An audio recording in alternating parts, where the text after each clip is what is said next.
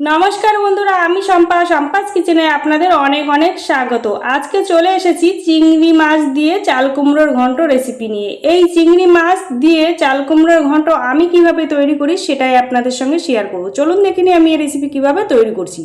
তার জন্য আমি একটা চাল কুমড়ো নিয়ে নিয়েছি। চাল কুমড়োটাকে ভালো করে খোসা ছাড়িয়ে আমি এরকম ছোট ছোটোভাবে কেটে নিয়েছি। পুরোটাই আমি চাল কুমড়ো কেটে নিয়েছি। আর লাগছে এখানে চিংড়ি মাছ ভালো করে পরিষ্কার করে ধুয়ে আমি মাথাটা রেখে দিয়েছি, কারণ মাথাটায় ঘ্রাণ হয়, তার জন্য আমি রেখে দিয়েছি। এবার আমি একটু সামান্য লবণ আর একটু হলুদ গুঁড়ো দিয়ে চিংড়ি মাছটা মাখিয়ে নেব, নুন হলুদ মাখিয়ে নেব। আমি মাখিয়ে নিয়েছি এখানে। এবার কড়াইটা বসিয়ে দিয়ে দেবো সর্ষের তেল। তেলটা গরম হয়ে গেলে একটু নাড়িয়ে নেব। নাড়িয়ে নিয়ে এবার নুন হলুদ মাখানো চিংড়ি মাছটা দিয়ে দেবো। মাছটা দিয়ে তেলে একটু ছড়িয়ে দেবো। আর চিংড়ি মাছটা বেশি ভাজার দরকার নেই, জাস্ট একটু ভাজা হলেই হবে, কারণ বেশি ভাজলে শক্ত হয়ে যায়। আমার ভাজা হয়ে গিয়েছে, এবার আমি তুলে নেব। তুলে নিয়ে একই কড়াইতে আমি আরও 2 চামচ সরষের তেল দিয়ে দেবো। তেলটা গরম হয়ে গেলে ফোড়নে দিয়ে দেবো ছোটো চামচের 1 চামচ গোটা জিরে, একটা শুকনো লঙ্কা, আর দিয়ে দেবো 2টো তেজপাতা। দিয়ে সুন্দর একটা গন্ধ বেরিয়ে আসলে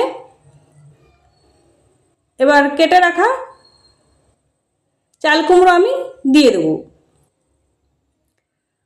চাল কুমড়োটা দিয়ে ভালো করে একটু মিশিয়ে নেব।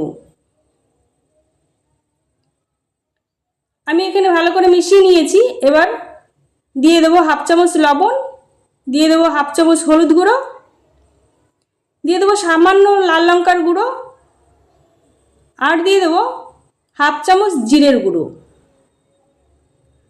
আর এখানে দিয়ে দেবো 2টো চেরা কাঁচা লঙ্কা। দিয়ে ভালো করে নাড়িয়ে নেব। আমার এই রেসিপিটা যদি আপনাদের ভালো লেগে থাকে, লাইক কমেন্ট শেয়ার সাবস্ক্রাইব করে আমার পাশে থাকবেন। আমি এখানে নাড়িয়ে নিয়েছি। এবার ঢাকা চাপা দিয়ে আমি রান্না করে নেব 5 মিনিটের জন্য। 5 মিনিট পর ফিরে এলাম। ঢাকাটা খুলে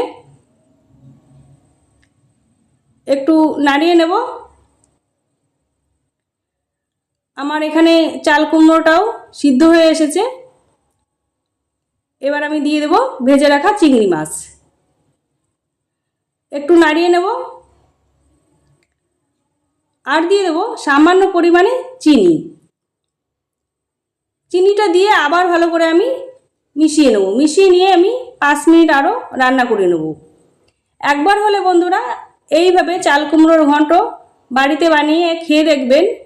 গরম গরম ভাত, রুটি, পরোটা সব কিছুর সঙ্গে অসাধারণ লাগবে খেতে। আমার ঘন্টটা একদম রেডি। এবার আমি ঢেলে নেব। ঢেলে নিয়েই সার্ভ করে দেবো চিংড়ি মাছ দিয়ে চাল কুমড়োর ঘন্ট রেসিপি। আজকে তাহলে এই পর্যন্ত। আবার দেখা হচ্ছে অন্য কোনো রেসিপির সঙ্গে। ততক্ষণে ভালো থাকবেন, সুস্থ থাকবেন, সাবধানে থাকবেন।